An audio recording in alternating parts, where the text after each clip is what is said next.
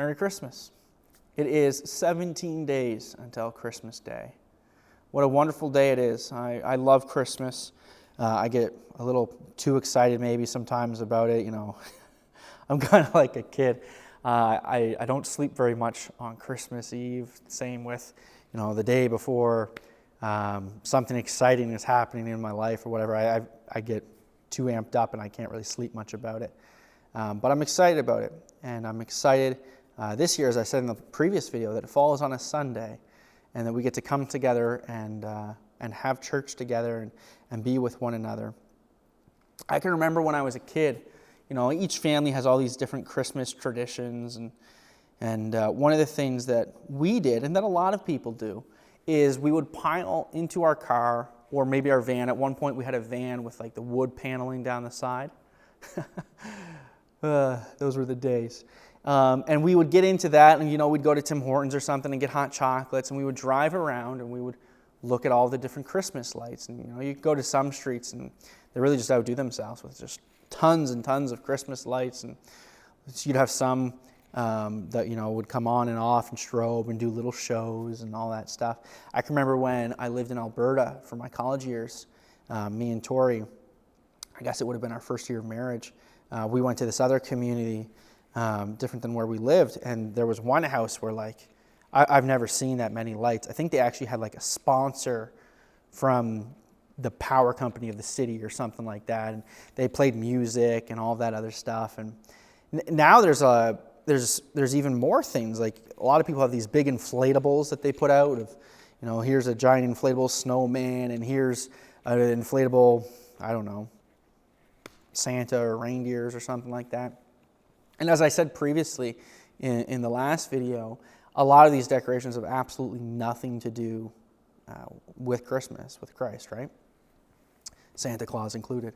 Now some of them are fine, there's the deer that people put out in their yard and whatnot, and even if you put a little Santa on your roof or something, I guess it's not that big of a deal. However, there is something about the symbolism of some of the decorations that we do, and maybe you're not aware of that. Maybe you're not. You haven't heard this before, but they're not just all random. It's not just all about it's wintertime and so this, that, and the other thing. There's some meaning behind some of it. Probably the easiest one to identify would be a nativity scene. We had, it wasn't a Lego, maybe it was like a Duplo or little kid toy thing, nativity scene. The problem is that the kids played with it year round. I'm pretty sure we've lost half of it. But we had that nativity scene. There's a tiny little nativity scene here on top of the mantle here, just Mary and Joseph and a baby Jesus and a little lamb. And there's larger ones, people come in, and my daughter, she loves to run out and look at it and stuff like that. That one's easily to identify, right? It reminds us of Christ. Sometimes you'll get it in the manger or the shack, the little farm shed there, and with the star or an angel on the top of it. That's nice. That's easy to identify what that's about, and that obviously points us to the story of that day, of the birth of Jesus. Probably the other big decoration that people do is a tree. We go out and we bring a pine tree. Now, a lot of people are using these artificial ones, but oftentimes you would go out and you would get a pine tree, whether it's from a lot or a farm or a box, I guess, and you would bring it into your home and put it up. Well, why do we do that? The story behind that one, I've mentioned this years ago, but is of a saint in church history called Saint Boniface. Saint Boniface was a missionary to the people of northern Germany. And the people in northern Germany, they had a pagan holiday around this time of the year where they would worship these great trees in the forest. And as I understand it, they worshiped them with the sacrifice of a child, which is never a good thing. And so St. Boniface is making his way in there, and he comes to where they are, and he picks up an axe, and he says something about, him serving the one true God. The story goes, he takes a swing at the tree, and as he does, a great wind rushes through the forest floor, and when it hits, the tree breaks and falls over. They actually took the wood from that tree, I forget what town it was, but to build the church in that town. That's kind of cool. And in that moment, right, the tree falls. That's a loud thud. Everyone's silent. They're looking at him. I mean, you're not going to chop down a tree like that in one hit, kind of a miraculous sort of thing. And so there's this pause, and he gives this speech.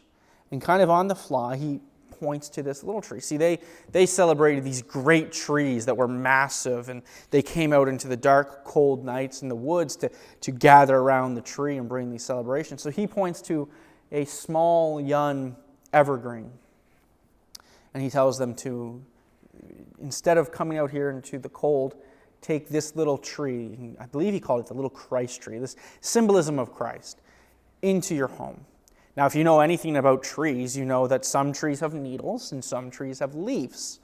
And I know that there's a technical term of the needles being leaves, but I don't know it off the top of my head. So, but these ones, especially this one because it's fake, but even the real ones, they're always green. And yes, I know the lawn needles, and sometimes they'll shed and they'll and whatnot. That happens. But the point being that they're evergreen. They're always alive, and that the life in Christ is always alive. They're also shaped as a triangle, as an arrow pointing up. This idea of the tree pointing up into heaven. It points up to Christ, points up to God, and it reminds us of that symbolism. And then, of course, you would top your tree with either a star or an angel, traditionally. We have a star in here today.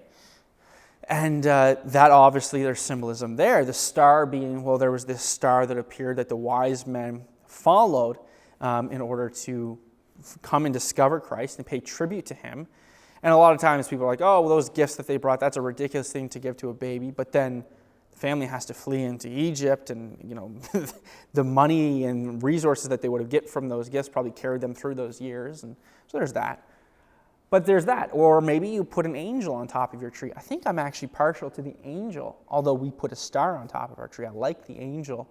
And it reminds us of the angels that came and spoke to the shepherds, and then sang as this giant choir proclaiming the greatness of God and the wonderful gift that he has given to man, that is his Son, Jesus Christ, the new King, the Prince of Peace, who was born that day, and directs the shepherds to go and see him and pay tribute to him. There's that. We put little lights on our trees. Why? Well, because they used to put candles on their trees, which is terrifying to me, because after the New Year, usually every year, we gather up Christmas trees and burn them, and they burn quite well. So the idea of putting a live flame on it is terrifying to some degree. But at any rate, we put these lights on them. The story about that is Martin Luther, the reformer. He was walking home one night through the woods, and he was looking up at the stars. He was preparing a sermon. And if you've ever crafted a sermon, I find that some of the crafting of it happens when you're not in front of a piece of paper. It's always on your mind as you're thinking over it and you're praying about it as you go about it. So he's making his way. He's probably praying to God, talking to him about this sermon that he's crafting. And he looks up, and through the pine trees, he sees the stars glimmering. It's just this moment of awe. And you've probably experienced something like that too. Especially on a nice cold winter night, you get out there, the crisp air. There's something about that just makes the stars pop almost. And especially on a clear night, and you look up, and they should be awe-inspiring, and they are. And so he came and he put this tree up in his house, and he put the little candles on it and to recreate the scene for his family. There's also the idea, as we pull from Scripture, about us as Christians being the light of the world, and that God, or rather Jesus, is the light that comes into the darkness and brings about clarity, brings about an understanding, and that it's through him that we might come to know God. And so there's that. And the point being is that all around us at this time of the year, there is symbolism that points to Christ, that points to the truth of what Christmas is all about.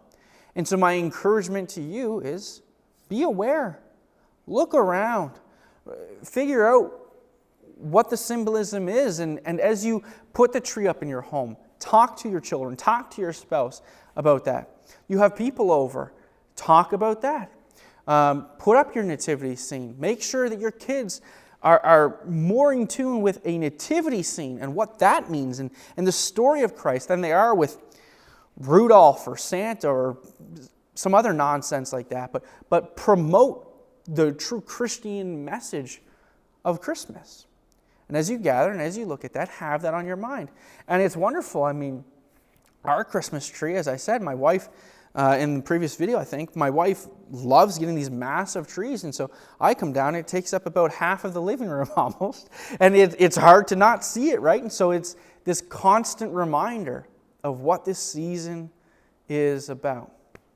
And if you're just tuning in, one of the things that I encouraged in the previous video to do, and I encourage every year, is to read a chapter of Luke every single day throughout the month of December. And by Christmas Day, you'll have finished the story and you'll know what it's all about. If you're just tuning in, well, read 2 chapters for the next week and then go down to 1 or whatever you need to do to play catch up. But as we look around us, remind yourself, as one of my favorite and probably one of the very simplistic Christmas ornaments out there is a little sign, or maybe a large sign, depending. And it just says, Jesus is the reason for the season.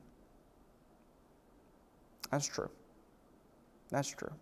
May that be echoed in your heart, in your mind, and throughout all of your Christmas celebrations. May you remember that. Jesus is the reason for this season. Keep him at the core of it. Merry Christmas. I hope you have a great day, and I hope you honor God this Christmas season.